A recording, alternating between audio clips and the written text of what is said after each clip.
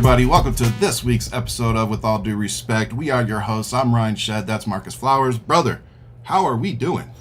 The State of the Union today with Old Flowers is I am tired because we had a good night in Georgia last night. Yeah, we did. Probably are aware, which most people in the country are aware. We had a special election to replace Marjorie Taylor Greene in Georgia's 14th congressional district. So I was out doing some watch parties last night. Sean Harris is in a runoff with Clay Fuller. Bro, that's the best news this year. For me. Because me too. You know, seat that I ran for. That's where I was going with it. I think because I was fortunate enough to kind of get to know you behind closed doors during your run, and I ran for a little bit, and it's like, I saw the steps that you made, in shifting that 15, 20 point red district into a more moderate district, and here we are. Literally, it's purple. It's as purple as can be now, because it's almost down the line. But Sean Harris, we've had him on the show. I think we're going to have him on again. I hope so, because I love talking to him. Next week, it looks like, so perfect. Talk about it. Because, again, I believe April 10th or April 11th will be the runoff vote, right? It might be the 7th. Okay, we'll say, hey, pay attention. It's going to be the first week, basically, of April 7th. So if you're in Georgia 14th, you got to vote. Get your butt out and vote, because we can take this seat. We can take Marjorie Taylor Greene's seat. And then once we get somebody like Sean Harris in there, and we can show the people of the district, hey, Democrats aren't here to mess you over. We're here to help everybody. We're here to take care of the district. That it might not swing back as far as it did. So let's focus on these. And for all the haters out there, especially the ones that call yourself liberals and Democrats, if I see you post that we can't win this and to send your money somewhere else, I am going to trash you publicly and then block you. Because we can win this race. We need to send resources. And by telling people not to donate, you're literally helping the other party. You're tying one hand behind our back. Thank you. That's what you'd be doing effectively. Because I can guarantee you, this Clay Fuller guy is Trump's hand-picked guy. And they're going to throw a ton of money into this race, which is good. Because it's forcing them to spend money where they shouldn't have to spend money. Good point. It is forcing them to spend money. So if we can deplete that war chest that they've got right now on the Republican side, it all matters. It gives us a leg up, and I think we can win this district. It's about turning people out. It's about getting people out to vote, and I guarantee you that's what I'm going to be doing for the next 4 weeks, helping Sean and that team turn out the vote, because we can definitely do it. The numbers were a little bit low yesterday, but it's a turnout game now. Yep. And, a lot of Republicans aren't paying attention. They're probably not even going to show up because Trump's not on the ballot, but his hand-picked guy is on the ballot against a damn good Democrat who can win this district. I mean, he led last night. He flipped a red county that he shouldn't have won blue last night. So, And it's so close, guys. So please go vote. Go send some money if you can. And if you want to know more about him before you support him and send money, again, we did an interview with him. So go check out our Substack or one of our YouTubes. You'll see it there. And that way you can get to know Brigadier General Sean Harris, because after speaking with him, I have zero doubt in my mind that he is exactly what the people of Georgia 14 need. With that, we've had some great guests from Georgia on here. And we've had Dr. Terry Ruiz, who's running for school superintendent here in Arizona. But I'm really excited to bring on our next guest because she's another candidate here in Arizona, and I'm supporting her. You're about to find out all the reasons I support her. But on top of everything, I think men have been running this shit long enough. And I think a lot of us have screwed it up. Not all of us, but a lot of us. And I think it's time we start handing it to the women. Let's see what they can do, because so far we're 250 years in, and if we want to see 251, we better start paying attention. Absolutely. With that, I have Lisbeth Arescurenaga. Please I practiced that for an hour and I still messed it up. Please tell us. It's Lisbeth Arescurenaga. Thank you. Arescurenaga. And I will butcher it again. So I'm just going to call you Lisbeth from here on out. Yes. We can practice my last name. But I look forward to Arizona, especially those in your district, having to learn how to pronounce it when you're their representative. Yeah, I've been telling people actually at the doors, if you cannot pronounce my name, that's the one that you should be voting for. There you go.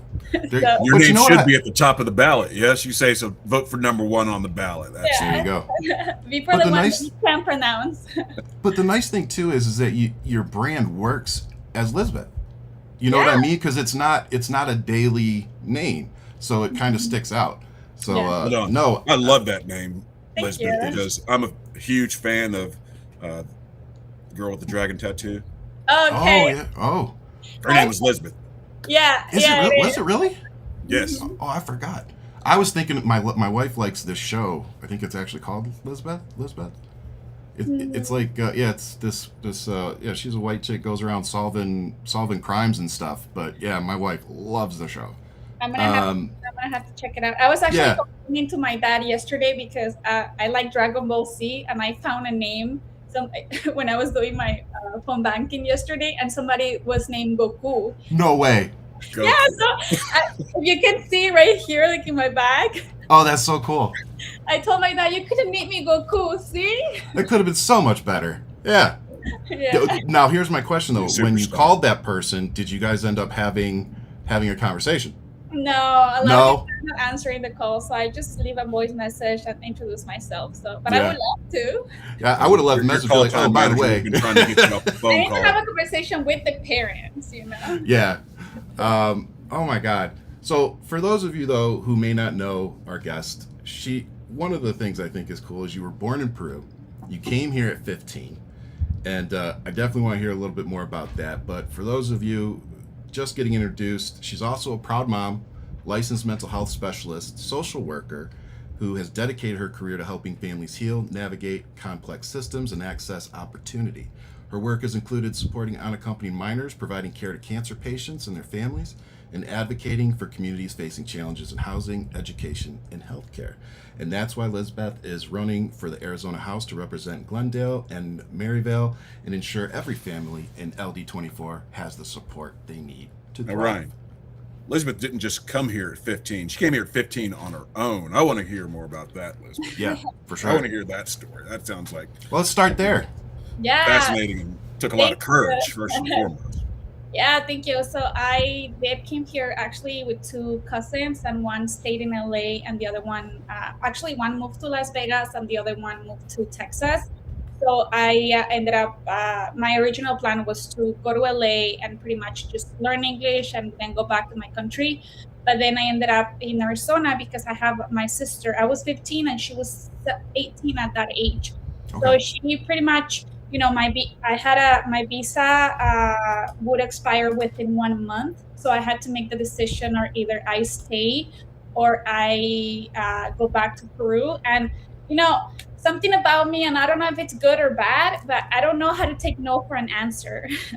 Good in politics. So, and I've been like now that I'm an adult and I'm a mental health clinician, I'm like, man, since I was little, it was very tough for my parents to tell me no. So I didn't want to go back to Peru pretty much without me accomplishing anything. So at that point, I was like, nope, I have to stay and I need to accomplish my goals. And then when I'm ready, I could go back to Peru. So I made the decision of staying, and I did overstay my visa. So I stayed as an undocumented individual. So I was undocumented for actually 7 years. Oh, wow. Yeah. So I stayed, and then I did have my daughter when I was very young. I got pregnant when I was 19, and I was meanwhile I graduated high school. I actually barely graduated high school. It was a cultural shock for me to come here to this country. For example, I'm a big soccer fan, and my dad and we were very close. My dad is a retired police officer in Peru, and no matter how busy he was, he would always show up to my soccer games. No matter what, my dad will always be there. So when I moved here, I had no one to see me go play soccer. And that really affected me. That really impacted me. I was playing soccer with girls that didn't speak Spanish and I didn't speak English. So there's a saying in Spanish, it's called amarrabola, and it's when you don't pass the ball, you just play on your own. So I was very that.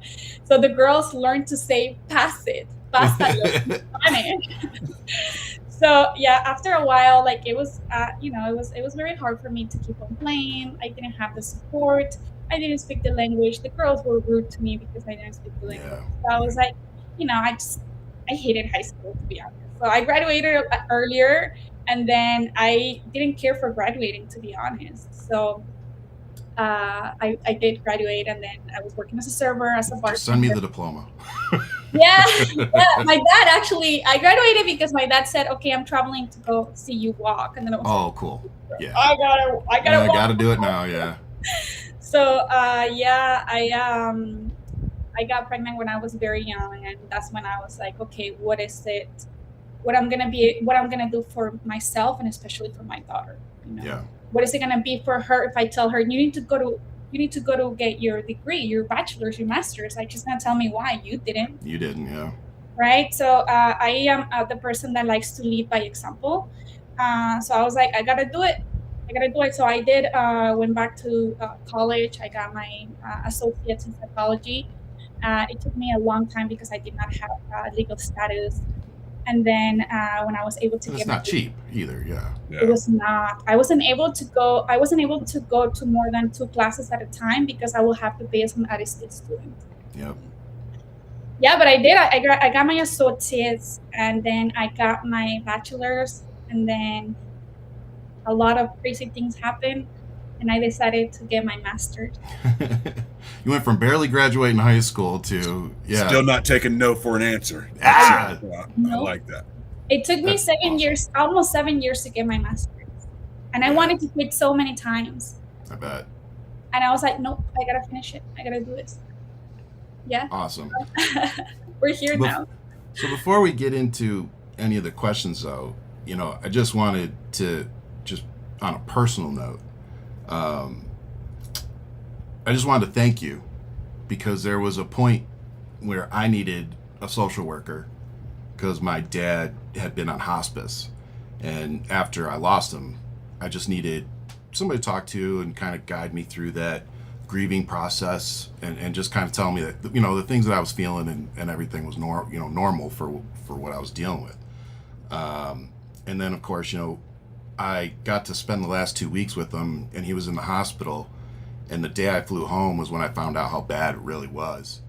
And the nurses, even when the floor was shut down and they weren't supposed to have visitors, they let me come in and sleep next to him. They had like this pull-out couch, because they knew that I hadn't gotten to see him and that I was home from the military. So they would just sneak me in the floor every night. Mm-hmm. And that was time that I got with them that I wouldn't have had it not been for them, allowing me in there and giving me that time, which is... you can't put a price on that, especially after they're gone. So, and then on top of it, I'm bipolar. I was diagnosed correctly in 2018. So I was like 38 before I was diagnosed correctly. Mm-hmm. And it definitely was an easy road, still rough days. But, again, because of folks like you who help normalize mental health treatment and help normalize talking about it, and shining a light on the fact that it's not just 1 or 2 people. You probably have people in your life that are struggling with it and they've never told you, or if you find out, it's like, oh, that makes things that you said or do kind of make more sense now. Mm-hmm. So thank you, because you've come from such an amazing background and story, and you've come here, you have your daughter, and you're still choosing to serve the people of your district, the people of Arizona, but what I love about it is, like you said, you're not just showing your daughter by example, you're showing all of us that you're qualified for the job, but more importantly, you're willing to put in the work, because it's about banging on doors, it's about writing legislation, and it's about being on the floor and arguing. So I definitely look forward and hope that the people in your district make the right choice. I wish I could vote for you, but you definitely have my support from down here. Thank you. I appreciate that. Yeah, it's super important to keep on showing up for each other, you know? Absolutely, especially right now. Yeah. You know, Absolutely. so that kind of gets us into my first question, which is why we go to the state capitol with the mission of representing those that voted for us and the people in our districts, whether they voted for us or not. We also carry our own agendas and our own community goals along with us. So, with that in mind, what does representing District 24 mean to you personally? Community, you know, here in District 24 in Maryville and South Glendale, it's mainly Hispanic families. I have a great time at knocking at people's doors. This Sunday, I was actually canvassing in Maryville, and man, like people gave us burritos, tortas. They offered me ceviche. When you came to the doors?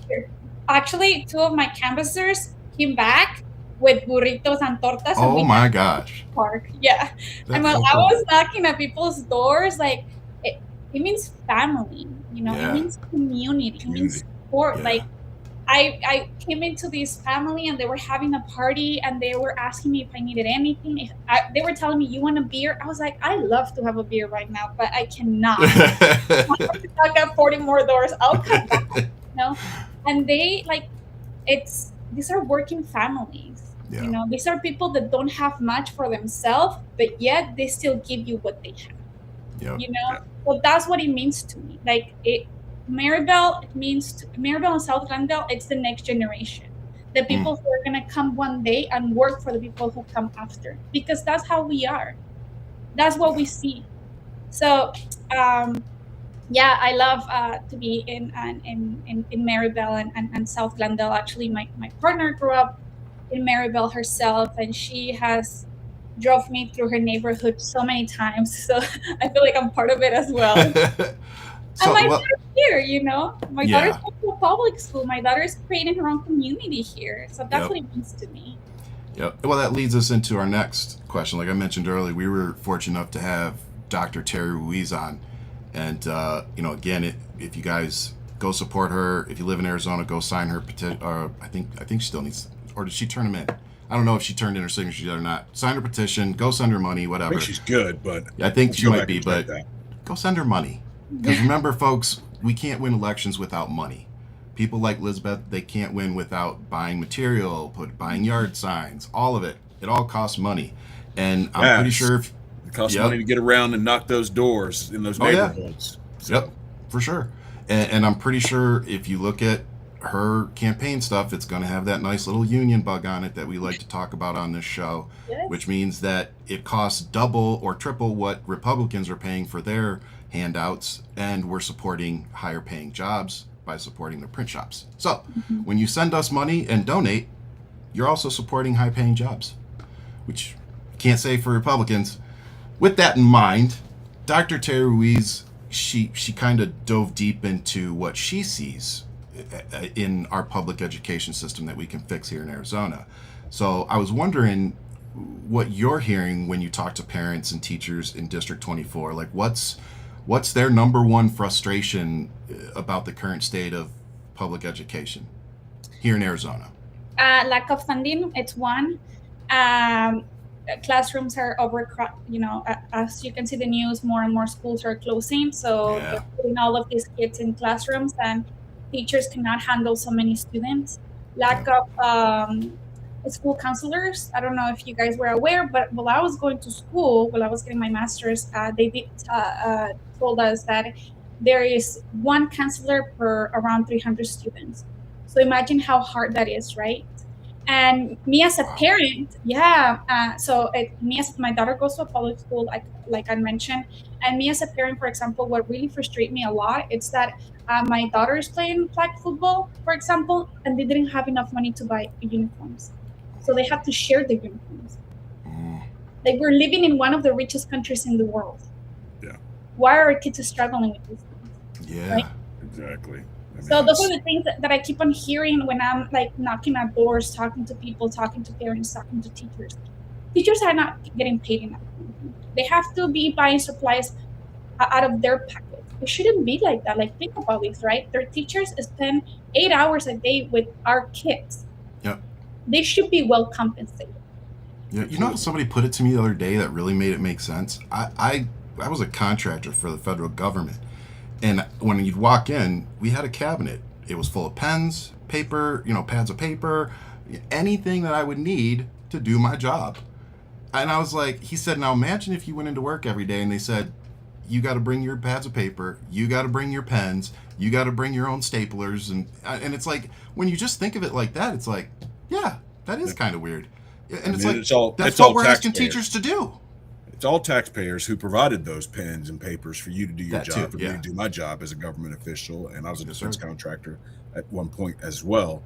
But Lisbeth, when it comes to education, where do you think the state gets it wrong? And what would you push as a legislator to change on day one?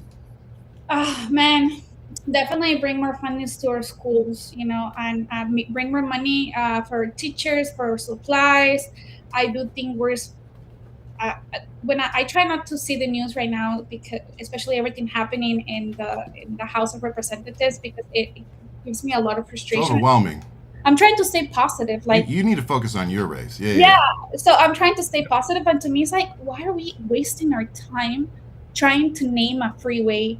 You change the name of a freeway, or like having our plates Charlie Kirk license plates. Or a special name when our people vanity projects. Yeah. Yep. Our people on the streets, they're so worried about losing their health care. Yeah. They cannot pay for their gas. Like, it's just so frustrating, like, to me, to have to see that. Well, like, I'm experiencing all of this myself. Like, my daughter, they had to be doing fundraising for her flag football team. Why? Like, no, they should be focusing their time on training, like spending time with their classmates, like. And the answer isn't shutting these programs down, by the way. These are essential for kids and interact, like everything you were just saying, kids interaction, or the community, the friendships.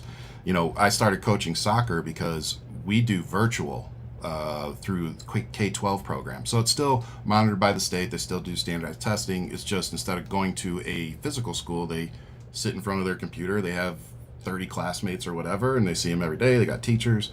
So it's all the same. It's all structured. It's just, instead of going to school, and it started because, one, we were afraid of like the active shooter drills, like the trauma that brings. Yeah. And two, it was after COVID, and we just liked the lifestyle. Like, we were able to travel, like the kids could still do their school as long as we had internet. It's like, well, that's pretty much everywhere now, so we could go do whatever. So, but we've noticed the same things. It's like the classes are getting bigger, teachers are quitting because they're getting overwhelmed.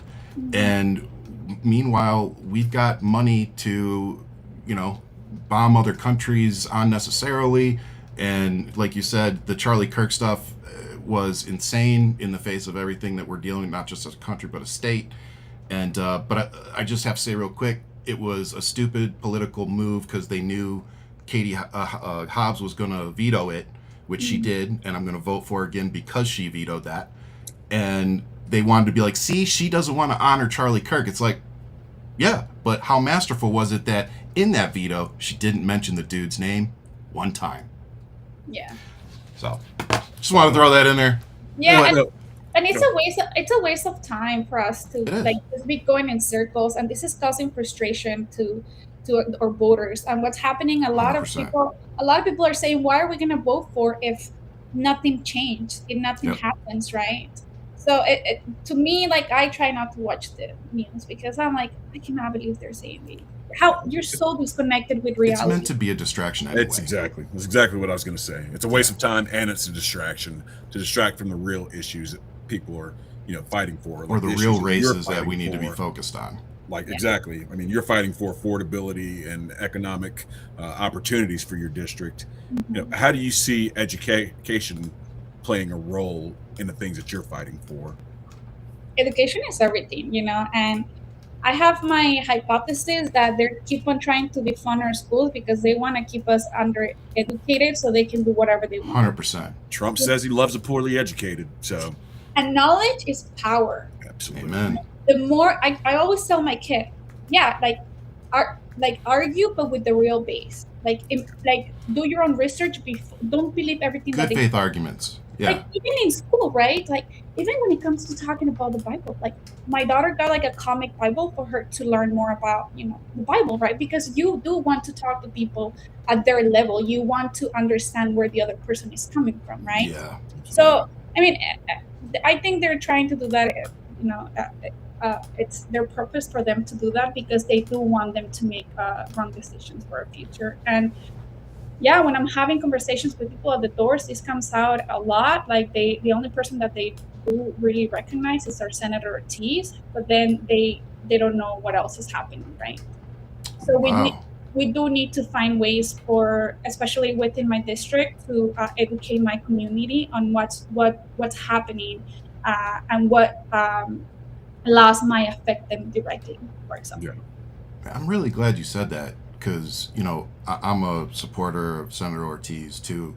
So it's really interesting to hear you say that because it's like, that's who I see down here in Tucson a lot too. That's who I see online. But yeah, you're right. There's other, she's just the senator. There's the House, people under her, and there's a lot of leadership underneath her that's not getting the attention. So I'm glad you said that. That's important. Yeah, she's very loved in my district. People ask me, "Are you running against her?" All right. No. Not running against. Yeah. We want her to stay there. I'm running because I want to be able to support her. I want to be able to. I don't think she should be doing everything on her own. Like so, she needs coalition. She needs. She needs a team, to step up. So yeah, everybody loves her. She's great. She's doing again. You can't substitute doing the work. You can't substitute showing up. You can't, like, when I watch her speak on the floor, I'm like, and I've told her this personally, she's who we need at the table right now. Her type of leadership, because she doesn't pull punches. She doesn't, and on top of it, she's like 5'1", so nobody's going to be intimidated over when she walks in, but they're probably going to be intimidated over when they walk out. And she's great, and I agree with you that we need to focus on getting people up at the state level here in Arizona that can work together, because we've been controlled by the Republicans for so long, and they've been doing things like selling off our groundwater. Let's keep voting these people. She's running for re-election too, by the way, so send her some money as well.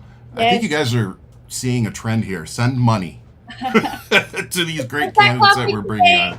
Skip that $7 coffee today and give us at least $5. It all matters. Every single dollar. Make a big impact. It does. But why we're asking that, I think it's important that we acknowledge the housing and cost of living crisis that the whole country's facing, not just here in Arizona. And with that in mind, you're on the ground knocking the doors, as we keep saying. So again, what are you hearing that people are struggling with in terms of cost of living in your district? Everything. Everything. All the struggle. One of the things that I have heard, it's they don't want ICE in our communities. Okay. And interesting enough, I'm going to tell you one of my experiences. I am very directional challenged, so when you see me canvassing, I'll just go around and around. Hit the same door 2 or 3 times. Didn't I just see you? Yeah. So people look at me like, oh, when they're walking their dog, people are like, okay, lady, like, what are you trying to do? So meanwhile, I have had conversations with people and with some Republicans, and we agree on the fact that we don't want ICE in our communities. Yeah. This guy, he was a Republican, and he told me, I do not want ICE terrorizing my neighbors. Yep. Like, they are doing so much for me, for my family, and the fact that they're scared of leaving their home just because of the way they look, it is very concerning. Yep. So I tried to convince him to go into independent and sign my petition. Exactly. But that didn't happen. But you know what? Doesn't mean he won't vote for you. Yes, he said he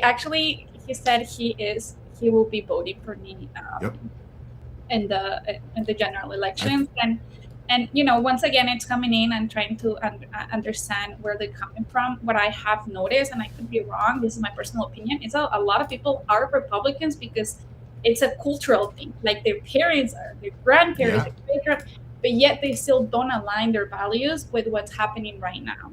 Yep. It's like for me being a Catholic. It's like I'm still a Catholic, but do I agree, I don't agree with their position on abortion or women or it's like, why am I still a Catholic? Yeah, it's kind of like that. So that's one of the biggest concerns. Like people are like, we don't want. When I ask them, what do you want me to advocate for? We don't want ICE in our communities, and we're like, okay, yeah, we're working on it. I mean, I'm a white dude, and I don't want them here in our community here in Tucson. I mean, just if I know people are seeing the news and seeing what's happened with ICE in places like Minneapolis, and they understand that the whole lie about we're going to go for the bad guys, the worst of the worst, and you're seeing every day, average American citizens being terrorized by the federal government. That could be a huge issue for especially like communities of yours. But let's talk a little bit about housing prices and things of that nature in your community. Are you hearing any concerns about that? And are you getting any? Because I know, like here in Georgia, we hear a lot about these outside developers coming in and buying up so much property and then jacking up rents. And we're actually looking at getting some legislation to stop that. For artificial inflation. Those things in your community. Yeah, so the prices are increasing like by a lot, and the concern is for the people that come after me, right? For example, I was lucky to buy my place like 8 years ago at a very affordable price, and right now it's like 4 times more of what it was. And so my worry and the worry from my community is what's going to happen to our kids that they're 22, 25, what's going to happen, because we're doing what we're supposed to do, right, to reach the American dream. Pretty much the one that we were sold. Yeah. We're going to school, we're getting our high education, we're getting our bachelor's, we're getting our master's. Like even today with the career that I have, I will not be able to buy a home on my own. Yep, we couldn't buy our house today. We couldn't. Yeah, it's like $3,000. I don't want to have to work just to pay my mortgage. Like I wanna be able to live my life. I want to go places. Yeah, so that is a huge concern. So a lot of families are having their children come back home after they go to college because they have to have roommates. 4 or 5 roommates. My kids are still in the house, so yeah. I think it's going to become very common here in the next 10 years. Yeah, and then we get it. They're not inheriting the same world that we inherited. I'm a Gen Xer. I'm a little bit older. Same opportunities either. Don't ever call me boomer because I'm not quite there yet. But they didn't inherit the same country that we inherited, and it's up to us to get it back to where they can have a future. I mean, I think the way where we get it wrong in this country, and I lived, overseas for 20 years of my adult life. You work to live. You shouldn't have to live to work. I'm telling you. Or live to work. I mean, that's where we get it wrong. And I think that Europe, they get it right. They have a lot more vacation days than we do, and they go do their 36 hours a week, if that, and they go on their vacations regularly. Most Americans don't know what vacation is. You hear all these commercials talking about all these unused vacation days because people simply can't afford it.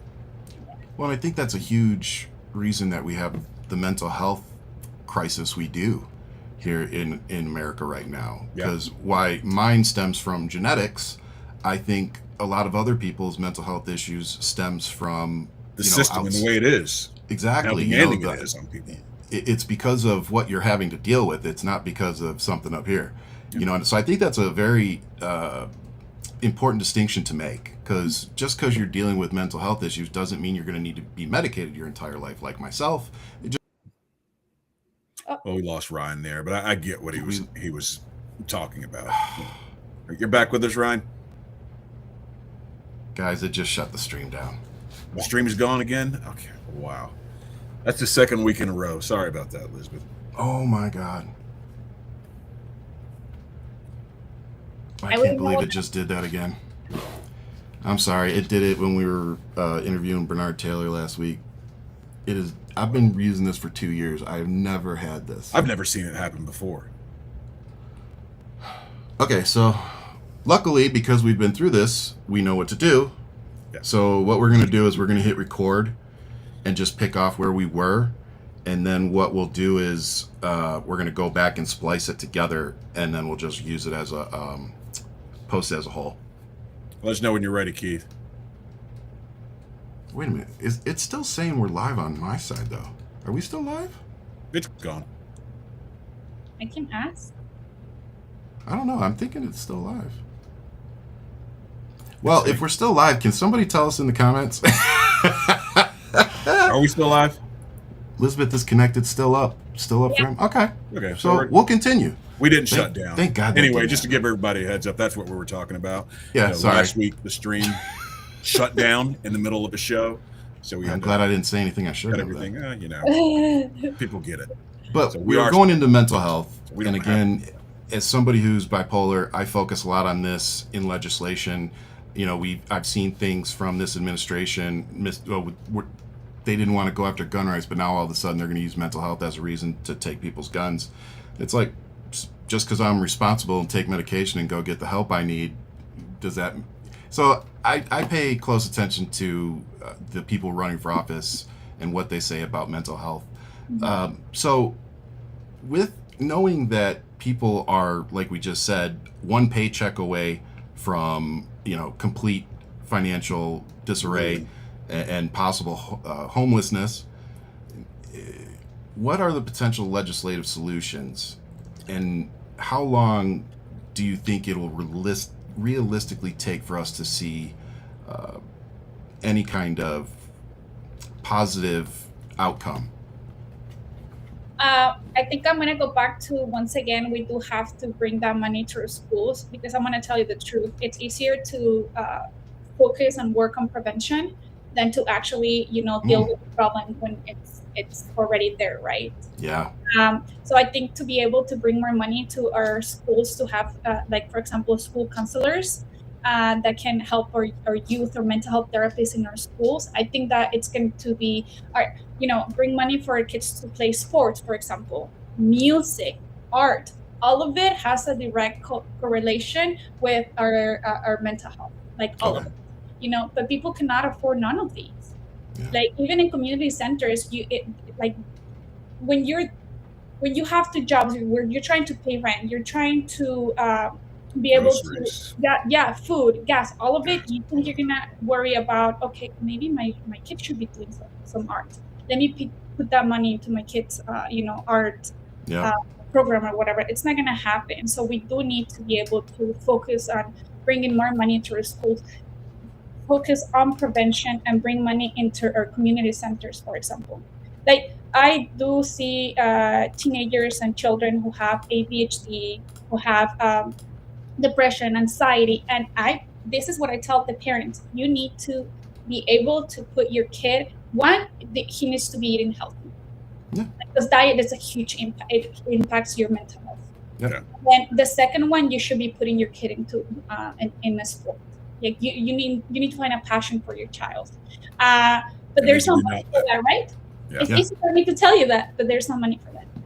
But that's what I was going to tell you earlier with the kids in virtual. Is I started coaching soccer, which is the one sport I knew nothing about, by the way, because our son wanted to play. I coached it as well. Come on, but I played in high school. Thank God we've gotten a lot better. But that was the biggest reason that we did it, was because we keep them home for virtual, so we needed to go find that interaction and the friendships that they could go build somewhere else. Yeah. But like you said too, we do 8-week cycles, and every cycle is $180. Mm-hmm. So I mean, you're coughing up almost $200 every 8 weeks. That's a lot of money, for a lot of us. Mm-hmm. So I think I love the fact that you're focusing so much on after school programs, as well as therapy and just counselors, because they really can provide some really good guidance from a position of, not a parental position or anything like that, but just from a third party. Here, let me help guide you a little bit. Yeah. So I love that. And for example, there is many different ways for us to be able to support our youth. Like, I think they do this in Tucson in one high school, if I'm not mistaken. You might I learned this about like 2 or 3 years ago, where in one of the schools they do kind of talk therapy, but they do it outside when they're like with plants, for example. Yeah. Yep. It's great. The connection with the earth, it's great for our youth. It's great for our mental health, you know. So one of the reasons why I decided to run, I actually took a break from doing therapy for around 2 years because I was doing my clinical hours in America. Okay. And there was not talk therapy in the world that was going to be able to help my patients because they were dealing with them not being able to sleep. Like, if you cannot sleep, you're not going to be able to function. Nope. They couldn't afford to buy food for their homes. They weren't feeling safe in their homes either. And the psychiatrist that I had on staff will quit every other week. So I was just going in circles. Like, I was like, I cannot help my patients. I was depressed. I was anxious. Yeah. So I was like, I decided to take a break because I was so extremely tired. And then on top of that, after I graduated, I got offered a job where they were going to be paying me way less of what I was making. Wow. So I took my break, and then I started doing some like trainings and doing more advocacy, civic engagement. I became a citizen because before that was involved mainly in providing social services, but I didn't want to advocate much because I didn't have a job. And I was scared of losing my legal status, right? But once I became a citizen, I was like, this is my time. Time to shine. Yeah. It's your country. And then that's when I realized that the only way that I was going to be able to help my community was by running and by making those laws that will be able to help them grow. Can I just tell you real quick? I'm so impressed with you and folks like you because the process that you had to go through to become a citizen is so difficult and costly. And it's something that people like myself and Marcus were just handed simply because we were born here. So I think that makes what you're doing and where you're at right now just so much more impressive. So like, I'm just severely impressed with you and what you're bringing to the table, why you're running. I mean, you truly are the American dream that people think about. You came here from another country trying to do something better with the intentions of possibly going back. But here you are all these years later, and now you're running for office here. So, I mean, that to me is the American dream. So it's great.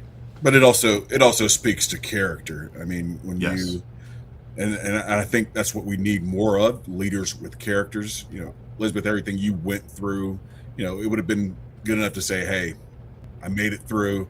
Let me go on and live my dream and live my best life. But you reached back and you're helping people coming behind you navigate that process. I mean, and that speaks to, you know, your character and the type of character that we need out of our leadership. 100%. I think that's important. I think it's important. But I also want to switch gears now and talk about environmental justice. I mean, I know that seems like a we can call it a niche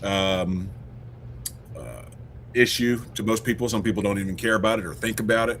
You know, like here in Georgia, we have issues with our water, PFAS, and things like that. In this part of Northwest Georgia, you know, how do we make the case to voters who don't immediately see environmental issues affecting them, like climate change and water shortages? How do we make them start caring about things like that? I know that's one of your issues as well, Elizabeth. So interesting enough, this was not in my plan to have this as one of my issues, but while I've been speaking with my neighbors, this is the concern that they have. So that's why I decided to add it and to educate myself more on what it means, right? What it means to do more justice for our environment. I did work with the American Lung Association in one project on educating the community on the air quality. And so people are worried about, for example, how hot it's getting here in Arizona, especially in our district. And then the other one, they're very worried about air quality, like allergies. We didn't have this much bad allergies like we do now. Yeah, it's bad now. Yeah, this lady was telling me I go outside for a walk to relax and I come back with eyes are red. Yep. Feeling super sick. Your skin gets worse. And of course, like, man, people are getting sick because one day is super hot and then the next day is super it's 35. Yeah. That's what's going on here in Georgia now. So. Yeah. So those are the conversations that I've been having with people. We also the electricity is another issue. Yes. Like the bills keep on, and these are the like if it hurts your pocket, you're going to be able to have those conversations with people. Yep. Don't worry about how like their electricity bills keeps on increasing, and during the winter you don't have to turn on your AC. Now I started turning on my AC I think in January because of how hot it was. Mine's on now. Yeah, mine is on right now actually. Mine too. Yep. So yeah, people are very invested in these conversations, and people do want to know. People do want to advocate, and people. I think this is something that I'm very excited about it. Like, to be honest, because like what's gonna be for the next generation? There's not gonna be. We don't have any water. It won't matter. Yes. And again, for those listening who maybe don't live in Arizona like Lisbeth and I do, the water shortage is very troubling and at a dangerous level.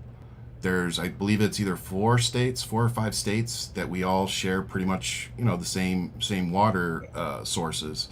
And because the levels are so bad, they've started federal water allotments. I believe that started like 3 years ago. Don't quote me, but go look it up. So we are on federal water shortages here. Well, if we don't start taking climate change seriously or figuring out why that is, it's not going to magically replenish itself.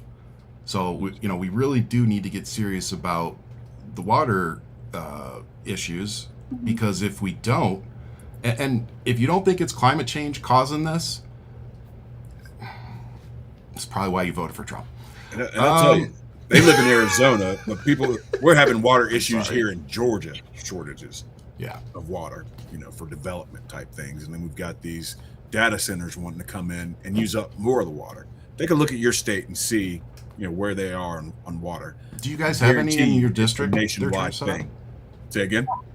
I was asking Lisbeth if they had any data centers they're trying to set up in your district that you know of. I don't know. Because I know we got one. There's one Surprise. Yeah, they got one here that we're trying to shut down. I know there is one in Surprise, and that's what I saw on the news pretty much. But yeah, like, I don't know if you guys were aware, but actually Maryville and South Glendale is 10 degrees hotter than the east. Oh, again, I know because I live here, but just the difference between there and Tucson too. It's it's crazy. Because we don't have a lot of green areas. So I was talking to I did meet with a nonprofit that wants to come into Maryville mainly, and they do want to try and reduce the water. So they want to find ways to. We need to do that. Yeah. And we know it can be done. Nuclear reactors pretty much use recycled water. We just need to. It's like I try to explain to people with the EVs. They're like, EVs is doable. We just refuse to build the infrastructure to make them viable. But remember cell phones? Cell phones used to be a block. They came with a nickel metal hydride battery that was 2 times the size of our current phones, and the batteries would last for 20 minutes, and you'd have to plug it back in. But this magically thing called technology advances over time, and we get better, and things get smaller. Just like 1 gigabyte or 1 terabyte used to have to be an entire building. Now it's on a little thing that I can carry around. Exactly. EVs are going to progress. They're not going to go away, and we need to get serious about building the infrastructure. And the fact that we don't have solar panels on every single house and building here in Arizona, I will never understand it. It's probably because a bunch of rich people don't want us to have free energy. So with that, I just want to ask, the Arizona clearly needs to balance economic development, jobs, and industry with protecting communities from all the environmental issues and harm that we're talking about. Knowing that, do you have any ideas on where we might be able to begin at the state legislature? When it comes to economic development? Well, just balancing. Oh my God. From environmental harm. Yeah. Protecting the community. I guess what I'm trying to say is, I keep trying to explain to people, AI isn't going anywhere. Yeah. For example, I use AI daily to do everything from summarize a news story to help me edit my videos. We're all going to have to learn to use it and figure it out. I don't go make these stupid videos and pictures like Elon and them do. So I keep trying to get, like, boycotting AI altogether is not going to work. And it honestly makes us sound stupid.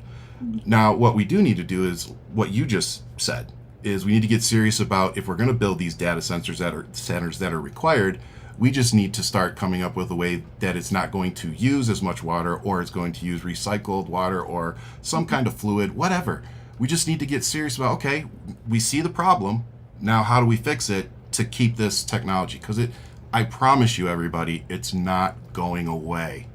AI is here to stay. It's going to keep developing. And if you don't embrace it at some point, you are going to get left behind. So we need to focus on how to make it more viable and less of an impact on our climate. And so that's what my question is kind of. So keeping in mind that, yes, we need to consider economic development, more jobs, and, you know, all of those things that people run on, especially Republicans. We also need to be concerned with protecting, you know, our districts, our community, our people, the voters. So with that, do you have any ideas where we could make some headway? I have many ideas. I mean, raise their taxes, you know, and have them invest this money in our communities. Like, you know how you just said about solar panels, right? Yeah. Like, be able to bring that money and give it to our community and pay for their solar panels. Yep. You know, have parking lot, like have covered parking lots, because during the summer, guess what? You need a parking 100%. That's covered, right? And put panels on that too. Put solar panels in there. Use that energy for something positive. Bring that, like, have them invest in our schools. You know, like, if they have the money, perfect. Let's raise the taxes and bring more money to our communities. Give back, invest. Let me put a fine point on that. You know, a lot of these companies want to come in and they're going to be huge users of power and water. They want the taxpayers to pay for that. Us, you and I. 100%. So we need legislation that forces them to pay. We're looking at something like that right now in Georgia as well. Putting that onus back on them. They want to bring their big data centers in and use up all of this power and water, raising our energy costs. They should be paying for that so that it doesn't affect you and I, John Q. Taxpayer. I believe that's exactly what you were saying, right, Lisbeth? Yes. I mean, honestly, to be 100% honest, I'm very new when it comes to all of these. So as we're talking, as I'm doing my campaign, I'm learning. Like I mentioned, I'm so glad you said that. Like, knowledge is power. So it's a learning process. I've been meeting with organizations. I'm being on the process of, okay, teach me how we can improve these. Yes. So I did not know that. So thank you for actually teaching me that today. See, and the fact that you can sit there and say that and you don't give us a political answer, I freaking love it.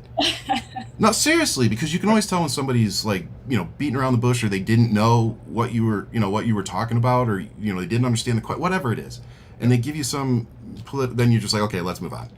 But the fact that you're like, because I felt the same way when I ran, and I'm sure Marcus did too. Like, it's like drinking water through a fire hose in the beginning. Yeah, and you don't get into it like magically knowing what to do, you know, and you can't afford a manager off the bat. It's part of it. You get better as you go. I love brand new candidates, first time candidates, because you're learning the issues. You have your issues that you're passionate about, of course, and you know everything about those. But there's so many issues that come to the table, and that's one of the things, you know, giving grace to our candidates who come in. We're first-time candidates who are new. We're still learning on the job. Doesn't mean they're not going to be great candidates. I mean, even some of the people that you know were first-time candidates at once, like Barack Obama. You know. Yep. I mean, Trump still seems like he's a first-time candidate it's wrong. He hasn't learned anything from, you know, being president twice. But I digress. Yeah. Well, He's just a horrible human. He's But never with going that, to learn. I'll put it that way. now, with that though, thank you for coming on. The most important is that me. I was like, Be you. Sorry, that's me. I no, apologize. that's totally fine. I was on the other day, and my landscaper was coming around with the blower at like the worst time possible. Bye for you. So, but with that, I just want to say again, thank you for coming on the show. Thank you for giving us an hour of your time. If there's anything that we can do besides this, please let us know. But before you go, please tell everybody where they can find you, where they can send some money, learn more about you. Please. Yeah, so my website is Lisbeth with an S and 4 ac.com. And, you can reach out to me. You can tell me if, you can help me in any way. Host a party for me. Bring your friends, donate water, snacks, like bring us tortas, burritos. See, you got the.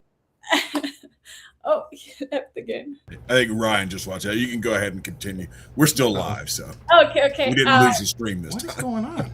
Yeah, so I know our community wants to help, show up, can volunteer for me, those, like I said, like you guys kept on saying, those $5, $7, $10 are so helpful for us.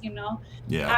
I have a team that I have to pay. We have to buy like snacks for our volunteers. We need to buy more signs, like send text messages, and we cannot do it alone. Like it costs a lot of money, and sometimes we don't have the money to be fundraising because we have to be at the doors talking to people. And that's what I want to focus on. That I want to learn, what are you priorities, what are your concerns, how can I help you, what can I do for you when I win. So Your dollars also help Lisbeth give literature to those voters that she's, or potential voters that she's out talking to in the district. And those that don't open their doors or because they're not home. Exactly. Yes. They don't open their doors. This is who is here. Not for me anyway. Yeah, That's right. I've been leaving a note. Sorry, I miss you. Yeah, we can't just do handwritten notes, guys. We need literature. So please send That's Elizabeth That's $1, right. $2, $5, whatever you can for your Arizona voters in our district. So Yeah, we've been doing also a texting, like between me, volunteers, and my campaign managers. We have been doing personal text message because it I'm a costs. texter. texting program costs a lot of money as well. So Yeah. You got to pay per text. Hey, but we're resourceful, and like I said, like if you can come in one day and just help me text people, that's a lot for me. it's huge. Amazing. Lisbeth, thank you again. It's amazing having you on. I truly am impressed with everything you've done, and I sincerely hope to see you in our state legislature. Yes. Thank you. That. Thank you, Manifesting Lisbeth. it, speak it into existence, but still get out and do the work. It seems Yes. like you're doing a great job right now, getting out talking to voters. Godspeed, Elizabeth. Thank you for joining us today. Thank you. Thank you. Bye. Bye. Oh my gosh. Another amazing Wonderful new candidate. I Yeah, love it. sorry for my connection, guys. I'm not sure what's going on, but These wow, things happen. man. Yeah, that was perfect. Yeah, I love it, man. I love it. Like I love said, seeing that- first-time that's the- candidates come out and they're learning. Again, people, that's that process of being a first-time candidate. Running a campaign is hard if you've even done rough. it before. It's a lot, especially first-time candidates. You're coming in again. You got the issues that you're passionate about, but then you got to learn all. Got to of learn the what other everybody. issues. Yeah, You've got to That's a good way to say it. got to get up to speed fast. And Yeah. just because you're not up to speed on things at the very beginning doesn't mean you're not going to be. Just because you're not a great public speaker in the beginning doesn't mean you're not going to be. I sucked. For me, I look for that character. I look for that heart. I look for that servant's spirit, for that Yeah. person who wants to serve and be there for the right reasons. Takes a special Who person. want to help people. That's who we need in leadership. But I really meant what I said. The fact that she was willing, on a show to say, you know what? Thank you. I didn't really know about that. Like that's exactly what you want in an elected official. Not somebody's going to look at you and, BS their way through it, but somebody's going to go, you know what? I didn't know about that. I'm going to go read up on it. And yeah, I'm going to come up with something for that. But that's the way we came up in the military, though. Fair point. You get asked a question, You don't know the answer. I'll have it the next time I see you, or let me go get my TO and I'll get you the answer. Yep. Let me get right back to you. For sure. And that's why I'm glad you said that too, because I think that's probably why I appreciate it. That's why we get it. I mean, that's just, as NCOs, we taught our soldiers, if you don't know where the answer is right away, or know it right off the top of your shoulder, know where to find it, or just say, hey, I'll get back to you. Don't just say, I don't know. That's what that's what I taught my soldiers. Don't just give me, I don't know. My boss taught me, as long as you have your TO open, even if you mess something up, as long as you had the TO open and you were trying to follow, he's like, I'm good. He's like, if I walk up and ask you about something and you don't have that tech data open, that's your ass. That's the world we came up in. So that's right. Speaking of the world we came up in, as an Air Force veteran, what the hell? Erica Kirk getting appointed to the board of the Air Force Academy? I mean, it's just more ridiculousness, right? I mean, come on. We're looking at an administration that's full of people who are, unqualified. Incompetent? They're unqualified? They're not crazy? Contrary to popular belief, the best and brightest that we have in this administration. That. Trump said he's only going to hire the best people. How many people has he fired or have left? I'm pretty sure half of them signed their contract with Cran that he ran. So, this is just more of the ridiculousness. Erica Kirk. Ridiculousness and distractions. That should be on his headstone when that time comes. The king of ridiculousness and distractions. Speaking of distractions, have you seen the videos that they're posting on the White House social media? I try to stay off of that. That's probably a good idea. I think you and Lisbeth are on the right track. Me, unfortunately, I like to torture myself and watch the propaganda. You do it so I don't have to, brother. I appreciate that. Exactly. That's why you're going to live longer than me. But no, if you haven't, I challenge you all, if you're on social media, go to the Instagram, go to Twitter, go to the official White House page. Not my page, not somebody else. The official White House page that other countries follow to see what the heck is going on in our country. Go check that out for yourself and just come back in the comment section and tell me if you think that's normal. Tell me if you think playing Call of Duty kind of videos to, for war porn, or trauma porn as I like to call it. Yeah. Like, we should not be celebrating what we are doing and what has happened up to this point. Like, we have literally martyred the leader of Iran, and now is it his brother or son is stepping up? His son. Thank you. Who, by the way, and we touched on this a little bit last week. We did. What comes next? Who comes next? And now you got a more hardliner. Not only is he more hardline than his father, that you've just but you wiped this guy's entire family out, basically. Thank you. You killed his dad. You killed his wife, one of his brothers, or if I'm not mistaken, more family members. And if you're like me, now you got a hardliner who even more radicalized by killing his family. Now he's in charge, and we talked about that there was going to be a mechanism in place for them to put someone else in charge, or they already had that mechanism there. Yeah. Hey, it's great to say Iranian people take over your government. It's one thing to say that. It's another thing to actually do it and help them achieve it.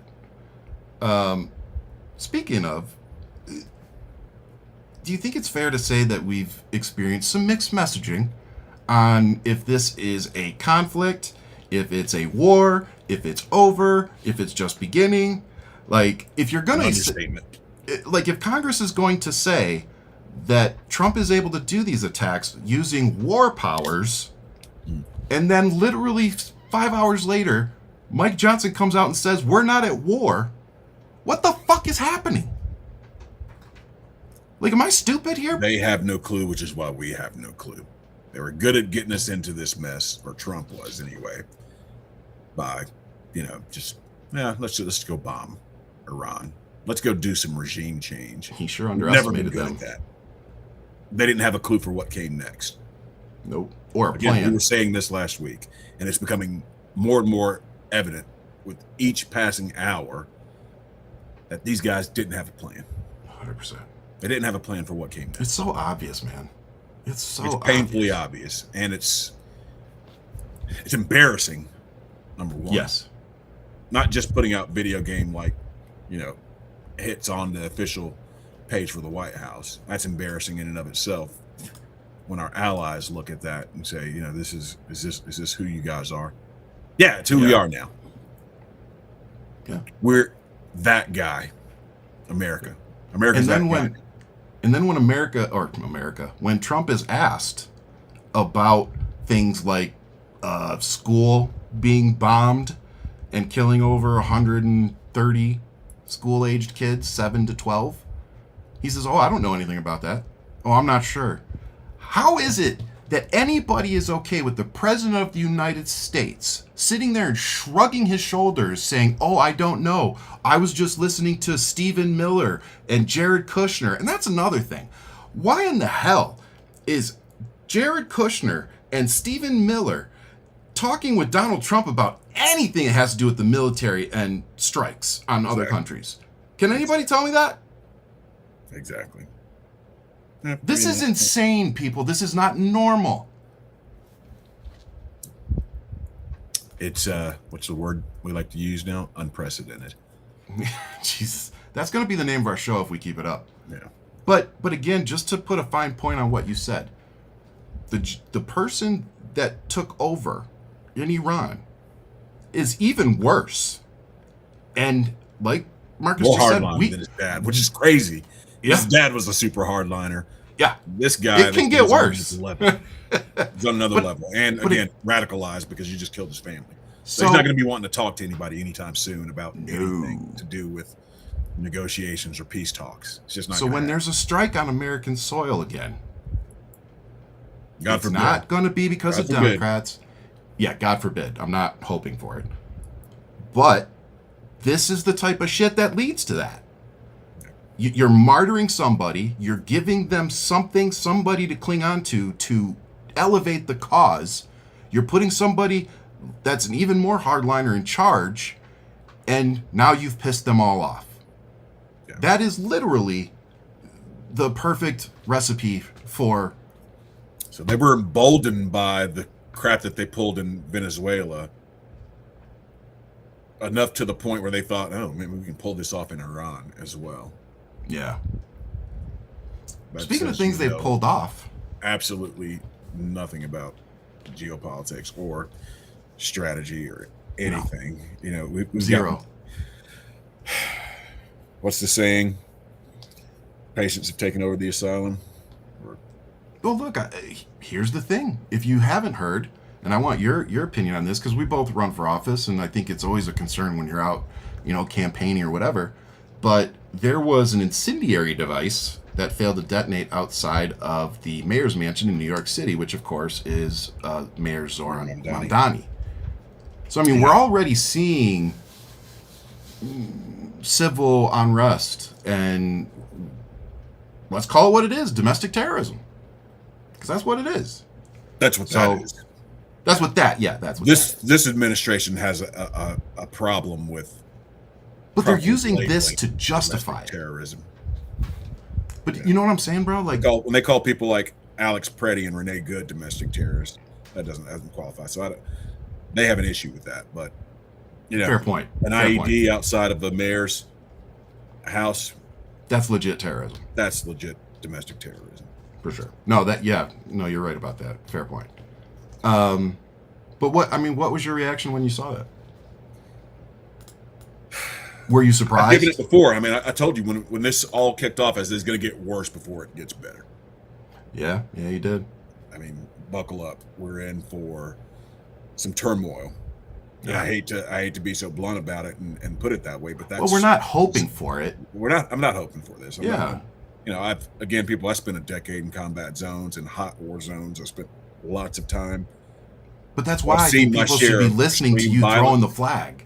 And I don't want to see it anymore, but I know the hallmarks that lead up to it. But we've seen it before. And I know the signs or harbingers of things to come. Yeah. And this isn't looking good for us.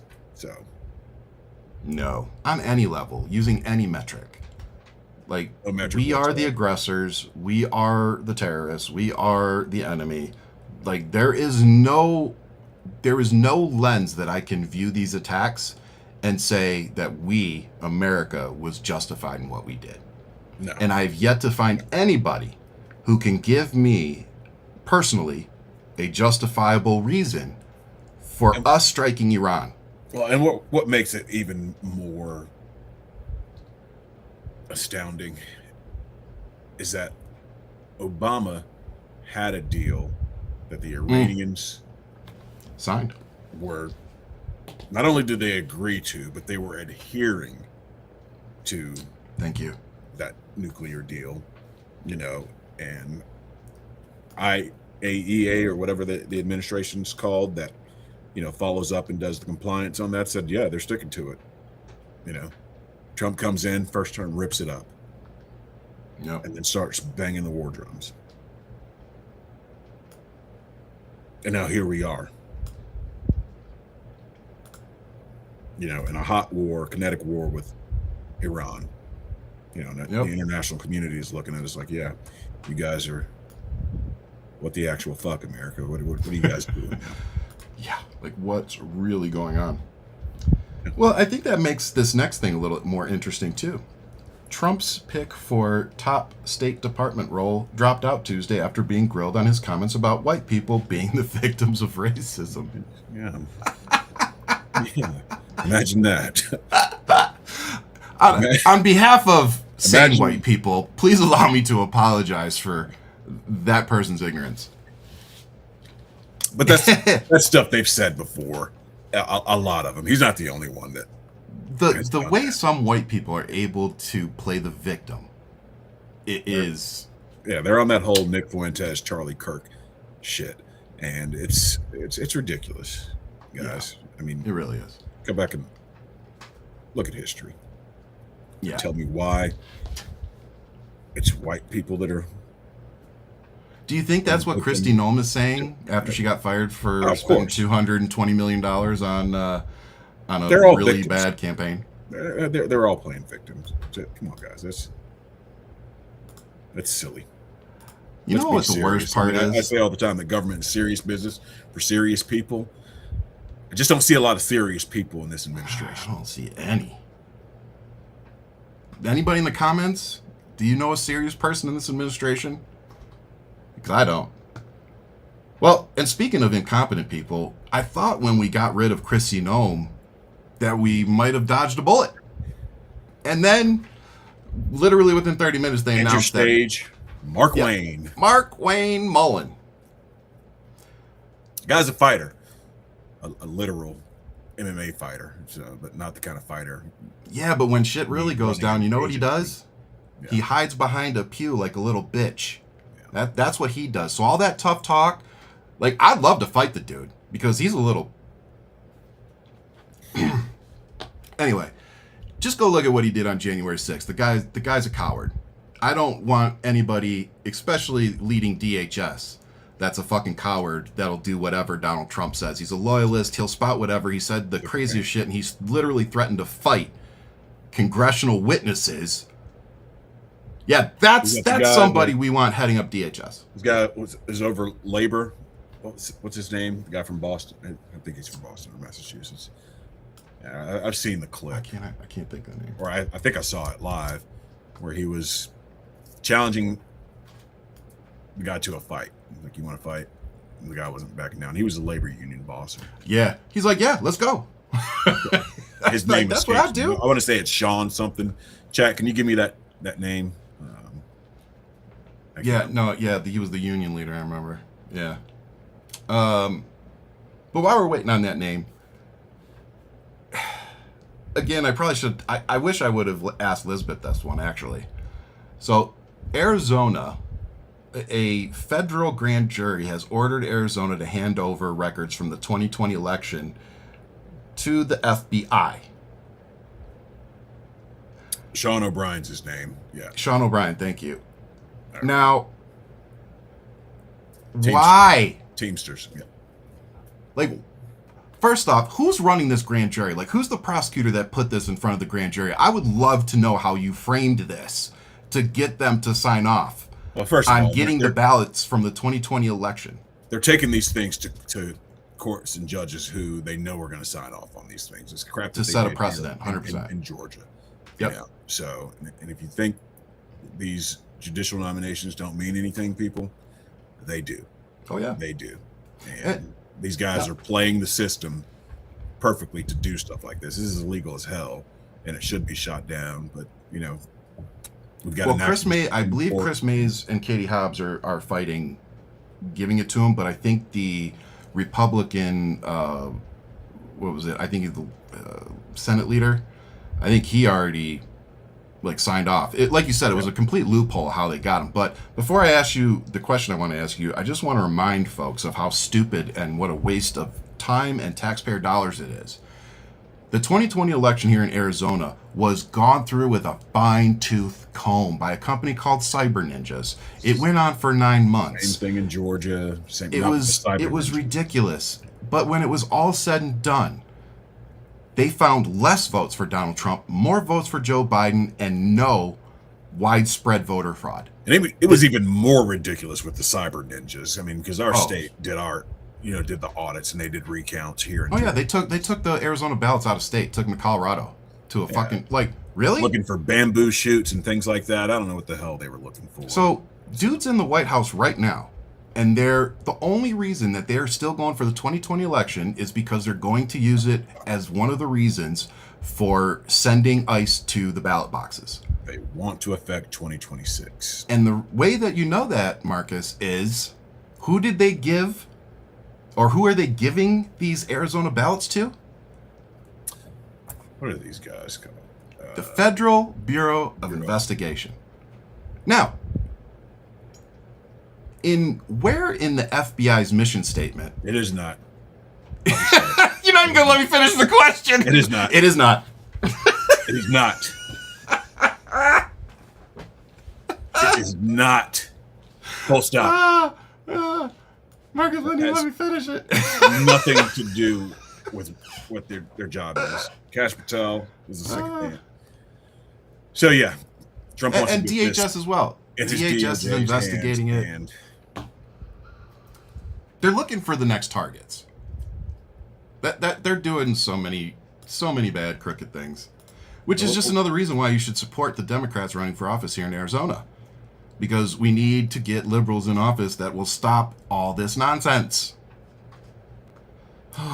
Leadership matters, as our good friend Sean Harris says. It does. It absolutely does. And the Save America Act, that's all that this is about. It's all about voter suppression. Voter suppression, controlling elections. You know, these are the people actually committing the fraud. And they're doing it right in front of our faces with bullshit justifications. So, yes, say something. Vote for people. Donate to the opposition. Because really, if we don't want to have a armed conflict between Democrats and liberals in this country, we need to use the ballot box. And that is happening right now as we speak. And we need to use our wallets. So send the money to the candidates you like. Go support them. Send texts, phone calls, whatever you are comfortable with, whatever you are able to afford. But all this crap that we talk about on this holdthelinepack.org, because we support that too. It's Yes. Multiplier for them to do things that they can't do.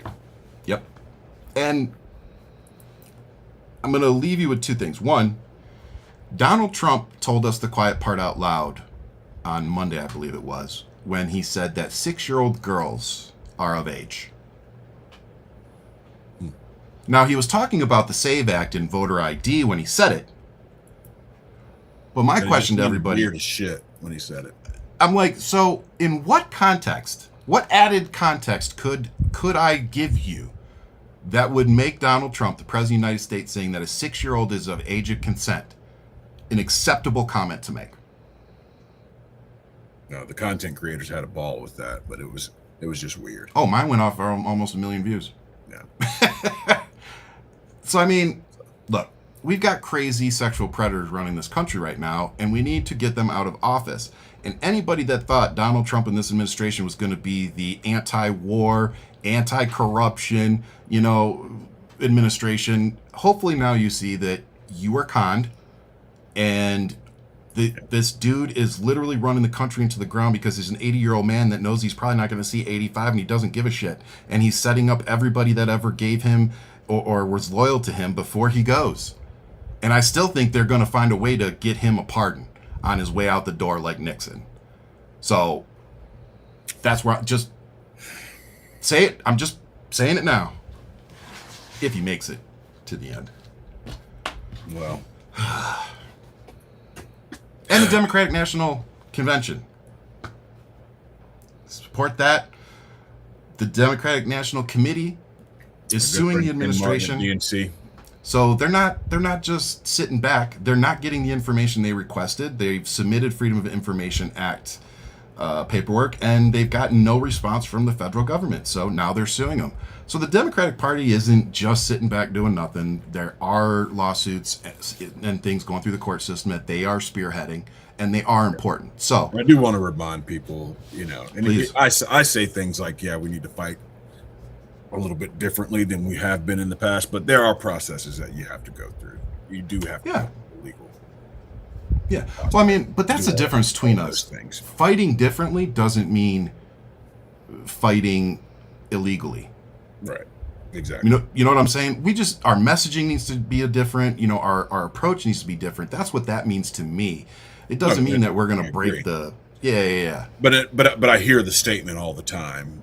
Democrats. What are Democrats doing? They're not doing anything. Hell, I've said it. Fight back. Need be more punchy. Yeah, there is a legal mechanism that has to be used in order to fight some of these things. And yes, as we know with the legal system, it can take time.